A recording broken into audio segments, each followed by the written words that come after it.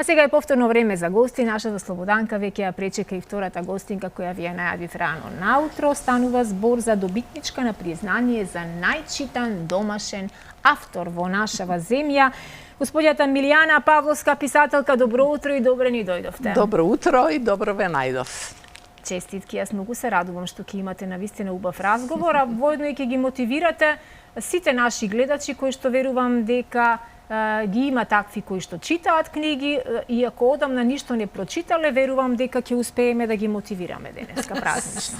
Суза, јас само би сакала вака да кажам, драга Слободанка, се поминува, остануваат само спомените и овој пат тоа ќе биде така затоа што таков е животот. Ова е посвета за мене книгата Трнливиот пат на една љубов. А знаеш ли што сега ми дојде една мисла? Секогаш кога имам гости, Сузе, со оглед на тоа дека е толку исто мултиталентирана, и секогаш гостите ми се вклопуваат со нејзините професии кои што си ги има. И така да, еве и овој пат е така. Да. Со музиката ни беа девојчињата, ни го развеселија студиото. Ке зборуваме сега со една прекрасна дама, една писателка, Милијана Павловска, која е најчитана во Македонија, меѓутоа, Суза, и твоите книги исто така се читани и ти исто така пишуваш. Тоа е оно што сакам да ти го кажам. Драго ми ако оставиле убав спомени моите книги, но денеска говориме за вашите книги. Јас се радувам што ја имаме честа да ви имаме денеска за гостинка, но разговорот ќе го започнеме веднаш после рекламите. Да, еве не назад во студиото продолжуваме со нашата гостинка, еден прекрасен разговор ние си имавме и пред да влеземе во студио и сега тука ќе продолжиме вака јавно и гледачите да не слушнат и многу ми е драго Милијана што сте дел од нашата утринска програма затоа што имаме за што да зборуваме. Добре ни дојдовте уште еднаш. Благодарам на поканата и не ми е прв пат да гостувам во вашето студио и секогаш убаво се чувствувам како дома.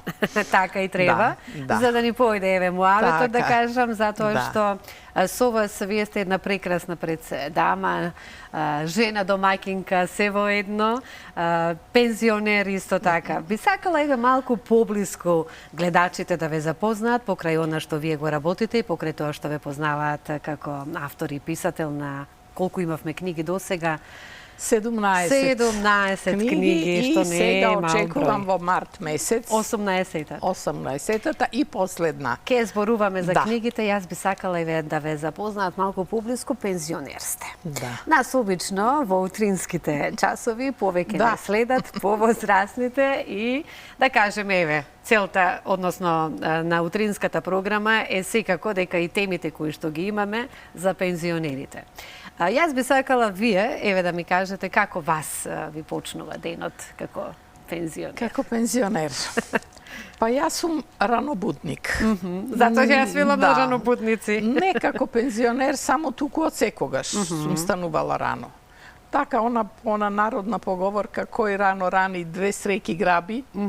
И јас така некако, ако ми почне денот рано и ја го фатам редот, тогаш знам дека денот ќе ми биде успешен. Така да, уобичаено, како и сите други, најчесто. Порано пиев кафе наутро, сега нешто последно време не сум се откажала од кафето наутро, не пијам.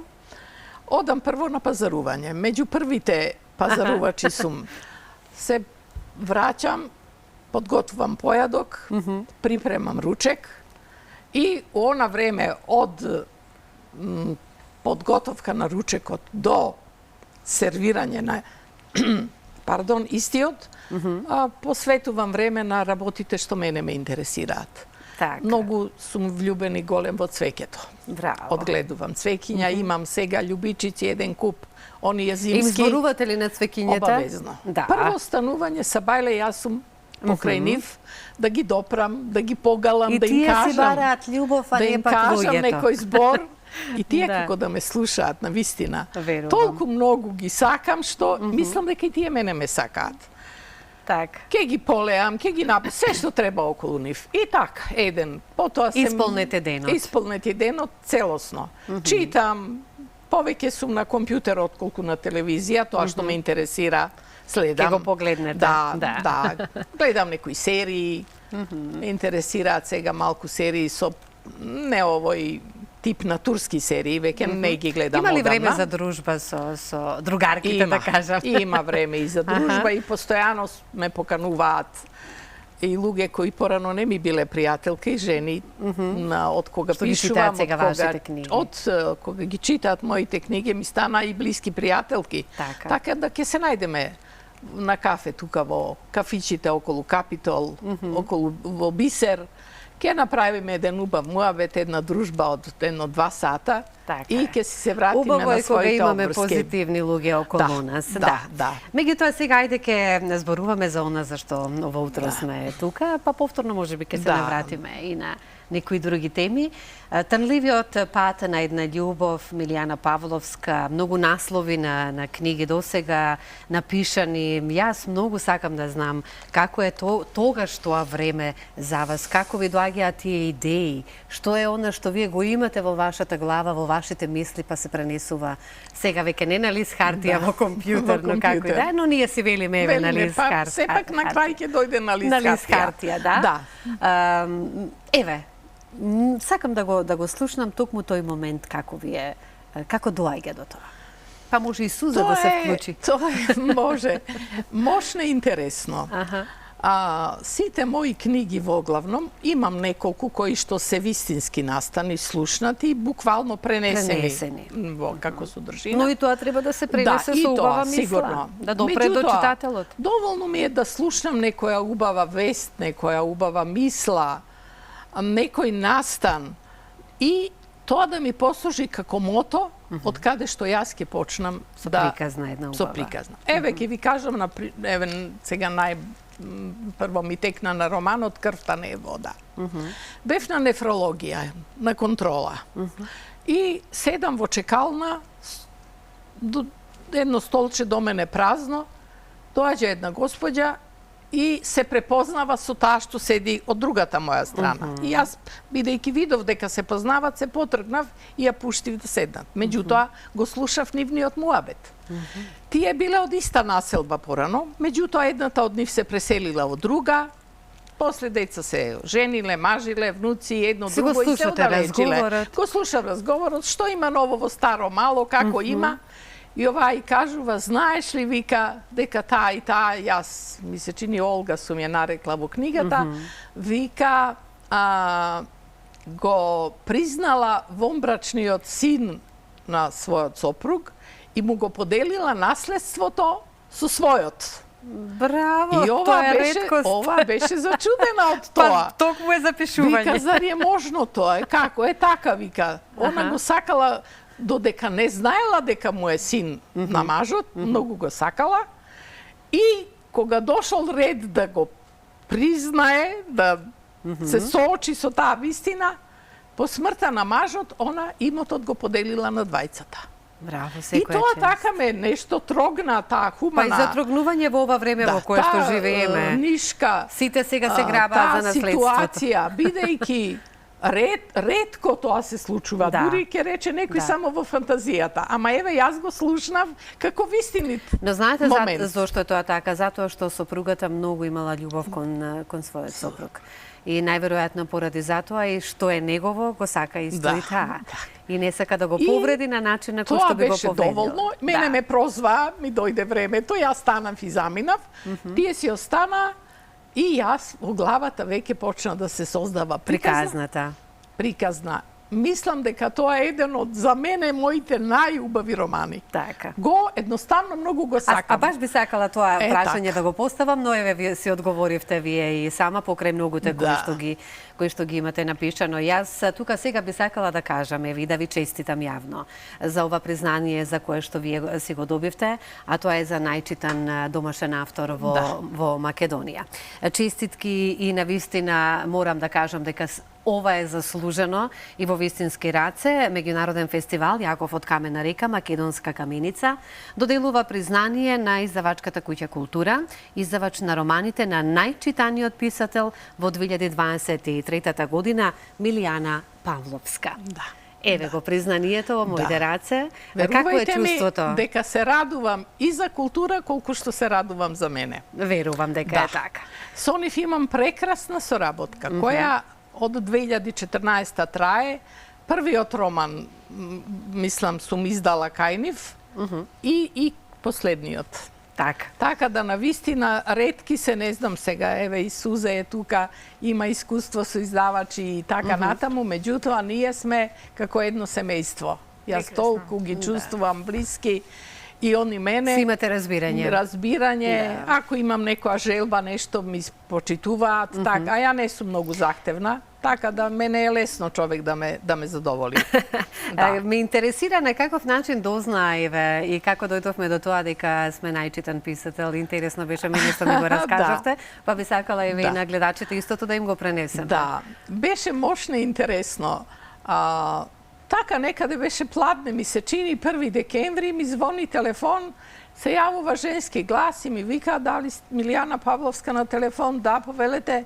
Вика, имаме една радосна вест за вас. И јас сега се чудам што може да е тоа. Вика, јас сум член на тоа дружение што го организира фестивалот.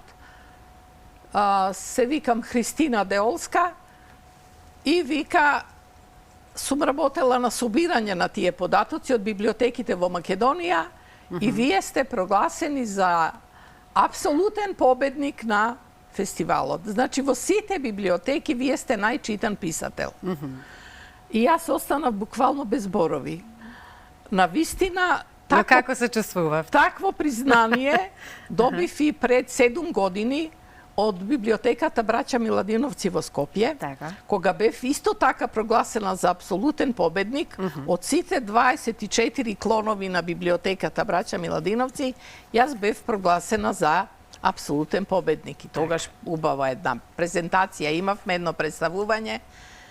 Ова е плакетата, да ја покажеме. Директор, Александар Пујовски, ми го врачи признанието. Така имаше едно коктелче и една пристојна забава, да не речам. Имаше екипи од телевизија, од радија и тогаш беа изненадување која сум јас, бидејќи не сум од тие кругови, како од земја да изникнав наеднаш. Не сте се експонирале толку многу. Затоа што јас почнав на возрастни години да пишувам. На 56 години сум го ставила првото слово на хартија. Тогаш е зрелоста достигната за да може човек да пишува. И сум доживеала пак и таму невиден успех. Ја праќам песната, првата песна, што сум ја напишала на конкурс на Сдружение на писатели на Република Македонија, просветни работници. И добивам прва награда. Замислете, прва награда, прва песна. Просто бев чуда невидена. Сте се пронашле себе си. Потоа се редеа песните, јас за еден месец напишав 100 песни. Браво! Кои ги со мојата покојна сега колешка Нада Матич Зафировска средивме во една збирка наречена Лирски почетоци и ја издадов во 2009 година. Таа не се појави во продажба, отиде во хуманитарни цели, бидејќи тоа беше повод тогаш и да ја издадам, да ја помогнам на една ученичка. И така почнуваме и продолжуваме. На една продолжуваме. ученичка. И мислев, тоа е тоа. Сум напишала една збирка и толку. И во 2010 година, на мојот роден ден, а тој е утре, еве да ви се пофалам, дека јас утре полнам 73 години. Да сте ни живи, здрави, уште долги години. И седнувам на компјутер и почнувам нешто да пишувам, да онадам. И така подолго време и друг ден пак продолжувам, треден и сопругот ме прашува што пишува, што правиш? Викам, пишувам роман. Тоа дојде како гром од ведро небо. Вика, од кај знаеш ти да пишуваш роман? Викам, не знам, пишувам. Браво. И тоа беше тој, Скршени крилја, кој е преведен, еве го и на англиски јазик. Wings, Скршени крилја, го имаме и на англиски јазик. Да, и на англиски јазик. Да допреме малку и до читателите надвор од границите и на Македонија и сигурна сум дека ќе ги имаме во голем број. И многу сум била изненадена од овој гест на студентките од педагошкиот факултет од Битола, кои заедно со нивната професорка ја преведоа, ја издадоа книгата, приредија промоција и така се заврши тоа. Така да минатата година јас доживеав тој пензионерски, да кажам, професионален успех. Прво излезе во мај месец за Скопскиот саем на книгата, Трнливиот пат на една љубов. Има многу трнливи патови на љубов. Преводот на оваа книга. Сите ќе се пронајдат тука. И на крај дојде и признанието и навистина 3 признанија во една година не се малку. И јас се гордеам со себе си и со сите оние околу мене кои што ми го овозможиле тоа. И ние се гордееме со вас. Не така. Чакам само да се уфрлам со едно прашање со оглед на тоа дека имате поголем стаж од мене и животен и пишувачки. Сузе, колку книги до сега 12, од кои 5-6 се романи, ако не и 7. Која ќе издвоиш твоја книга најмногу, еве? Како што кажа... Реставратор. Да? Реставратор е романот кој навистина таму отидов еден голем чекор погоре од предходните. И во некоја прилика би сакала да си разговараме. Ме интересира дали во ек на пишување, додека пишувате, мислите на домашните обврски во кујна. Јас, да речеме, секогаш јавно користам прилика да се извинам на моите деца, на сите на семејството, за сите незготвени ручеци, несвиткани сарми, ненаправени пити, бидејќи додека јас пишувам, апсолутно не постои ништо друго. Кај мене е спротивно. Јас и готвам и правам се и пишувам. Браво. Браво. Тоа е навистина кај мене се случи. Тоа е до генерациите. Тоа е некој феномен кај мене се случи. Значи јас немам никаква подготовка. Еве за овој роман што ви кажав, Крвта не е вода, ова што се случка од болница, јас ништо немав. Све е во мојата глава. И јас пишувам, ја не знам како ќе заврши. Верувате ли дека се препознале во книгата вистинските ликови, да кажам? Па не знам дали се препознале, дали може би дошле сега до ќе не нив. слушнат, па ќе се препознале. Меѓутоа, јас имам и роман Близначки. Да. Близначки, го знам. Кој што е по раскажување на една госпоѓа која ме сретна во паркот и ме праша дали сум јас таа, бидејќи ме видела на телевизија. Ве молам да ја слушнете моја приказна. Викам, па сега, секоја приказна не е за роман. Викам, еве и мојата приказна животна не е за роман. Обична е. Ама да ја слушнете. Ајде, слушнав. Утре дента се договоривме, се најдовме, ми раскажа. Али, вика, имињата, местата, тоа све ке камуфлирам, ке скријам. Браво. За да Македонија е мала, сепак не сакам да се тоа така експонира. И ми раскажа една приказна која толку длабоко ме трогна. Моравте да ја запишете. Неверојатно нешто. Токму Близначки ми стаса од Гетеборг по пошта, преку се разбира пријатели на мојата другарка од Гетеборг Фанче, која што ми ја испрати Близначки да ја прочитам, бидејќи беше фасцинирана од книгата и некако направи се, немам зборови на вистина, секоја чест. И веќе одејќи на кај дома почна во главата нешто да ми се 10 ден јас почнав да ја пишувам. И тоа е на вистина една семејна сага ли да ја речам. Немам зборови каква е тоа приказна. Тоа е само една порака до гледачите. Близначки останатите Милјана Павловска.